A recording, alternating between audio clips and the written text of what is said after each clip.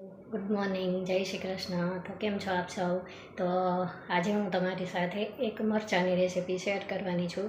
તો આપણે મરચાંના ઘણી પ્રકારના અથાણાં બનાવતા હોય, રાયતા મરચાં બનાવતા હોય, ખાટા મરચાં, ગાજર મરચાં એવું બનાવતા હોય, પછી મરચાંનું શાક બનાવતા હોય. પણ આજે હું તમારી સાથે એક સાવ નવી મરચાંની રેસીપી શેર કરવાની છું. તો આપણે શિયાળામાં તો આ બધા મરચાં ખાઈએ છીએ, પણ આ સિઝનમાં ખવાય ને એવા લસણિયા મરચાંની રેસીપી હું તમારી સાથે શેર કરું છું. તો વિડીયો આખો જોજો અને જો પસંદ આવે તો એક લાઈક આપી દેજો. અહીંયા મેં એના માટેના બધા ઇન્ગ્રીડિયન્ટ્સ લઈ લીધા છે.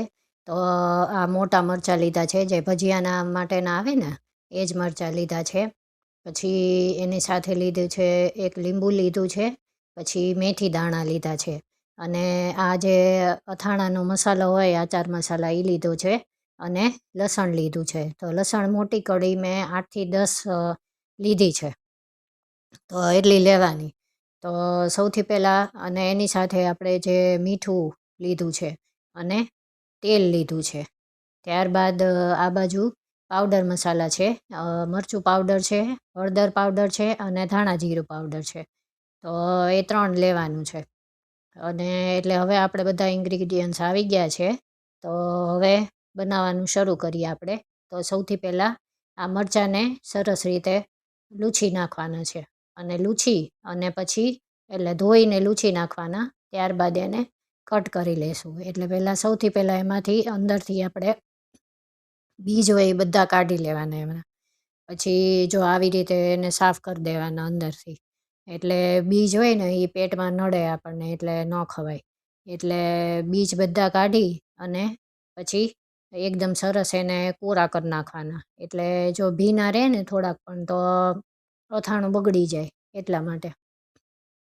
તો મેં અહીંયા થોડોક અઠવાડિયું ચાલે એટલું અથાણાની ક્વોન્ટિટી લીધી છે. તો તમારે વધારે કરવું હોય તો એ પ્રમાણે લેવાની. તો હવે આ બધા મરચાંને બીજ મેં કાઢી લીધા છે.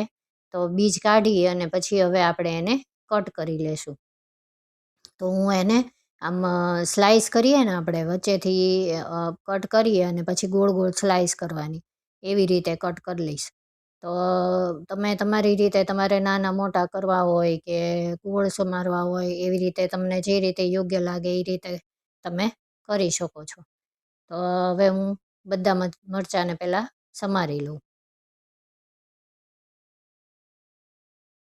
તો આ મરચાં ઓલા ભજીયાના આવે ને તો આ બહુ તીખા નથી હોતા. એટલે એવરેજ તીખાશ હોય એની, બહુ નથી હોતી વધારે. તો તમારે તીખા મરચાં લેવા હોય તો ઓલા જે નાના આવે છે ને વઢવાણી કે એ લેવા હોય તો એ પણ લઈ શકાય.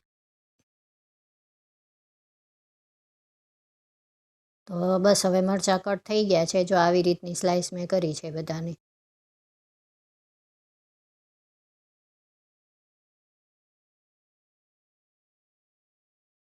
તો મરચાં કટ થઈ જાય ત્યારબાદ આપણે લોઢીને ગરમ થવા મૂકી દેવાની.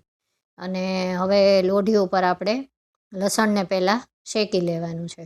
સહેજ 1 ચમચી તેલ મૂકી અને મેં લસણને શેકી લીધું છે. તો એકદમ જે રીતે આપણે વઘારમાં નાખીએ એ રીતે નથી નાખવાનું. કાળું થઈ જાય એકદમ, એવી રીતે નથી કરવાનું. ખાલી થોડુંક અમસ્તું લાલ થાય ને એટલું જ રાખવાનું. એટલે એમાં જે મોઇશ્ચર હોય ને એ બધું ઉડી જાય એટલું ખાલી.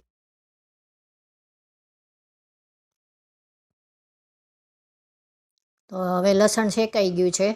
જુઓ, થોડુંક મસ્તું લાલ થાય ને, જો હું તમને દેખાડું આવી રીતના, એવું જ રાખવાનું.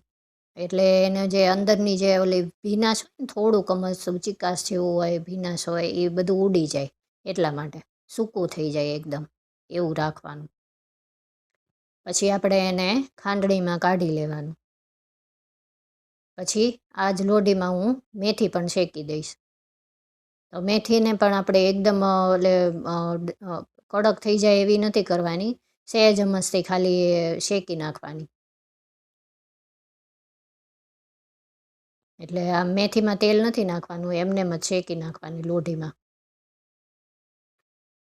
તો હવે મેથી અને લસણ બંને શેકાઈ ગયું છે. તો હવે એને આપણે ખાંડણીમાં ખાંડી નાખવાનું. તો અહીંયા હું પહેલાં તેલને ગરમ કરવા મૂકી દઈશ આપણે અથાણામાં નાખવા માટેનું.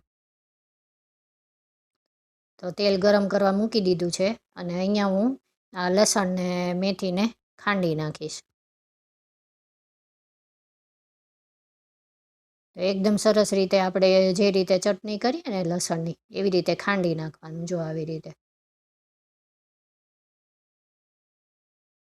અને મેથી સાથે એટલે નાખવાની કારણ કે મેથીની સુગંધ બહુ સરસ આવે અને એનો ટેસ્ટ પણ સરસ લાગે.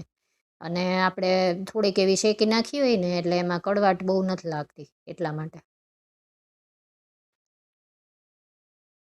હવે હું એને આ બાઉલમાં કાઢી અને સૌથી પહેલાં આપણે એમાં મસાલા કરી દેવાના. તો સૌથી પહેલાં હું ધાણા જીરું પાવડર નાખીશ. તો મેં અહીંયા 1 થી 1.5 ચમચી ધાણા જીરું પાવડર નાખ્યું છે. ત્યારબાદ 1 ચમચી મરચું પાવડર નાખીશ.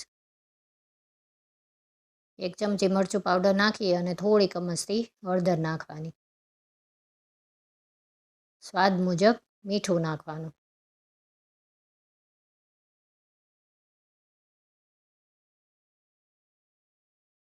પછી હવે આ બધાને સરસ રીતે હલાવી દેવાનું. લસણને એની હારે મિક્સ થઈ જાય ને મસાલા એવી રીતે. પછી આપણે જે આ ચાર મસાલા છે ને જે અથાણાનો પાવડર એ એમાં નાખી દેવાનો. તો તમે કોઈ પણ નાખી શકો. તમે ઘરે બનાવેલો હોય એ રીતે પણ આ બહારનો છે પણ તમે ઘરે બનાવેલો હોય તો એ પણ નાખી શકો. એટલે આમાં રાઈના કુરિયા ને જે મરચું ને એ જ હોય એટલા માટે. રાઈ મેથીના કુરિયા અને મરચું અને હિંગ હોય બહારના ઓલામાં એટલા માટે. પછી હવે આ જે મરચાં સમારેલા છે ને એ એમાં નાખી દેશું.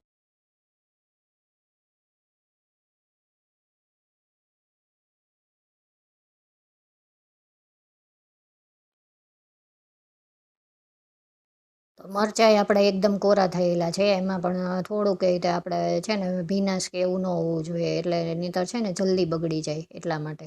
તો બસ હવે એને હાથેથી જ આવી રીતે સરસ રીતે મસાલાને અને મરચાંને મિક્સ કરી દેવાનું આવી રીતે.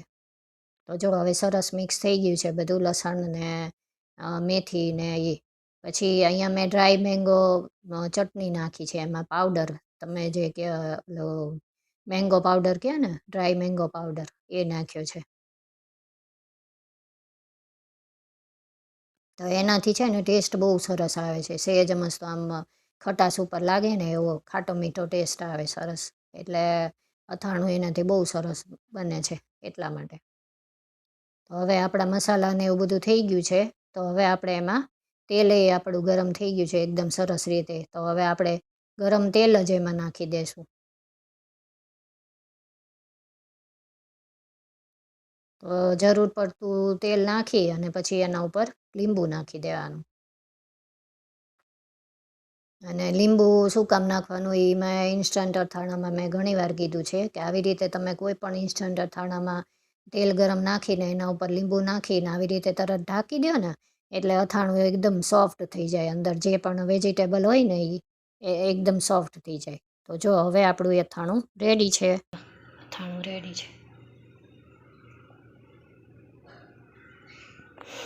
સુગંધ પણ એટલી સરસ આવે છે ને. આ એકદમ ઇઝી રેસીપી છે અને ઝટપટ થઈ જાય એવી રેસીપી છે અને ટેસ્ટમાં બહુ જ સરસ લાગે છે.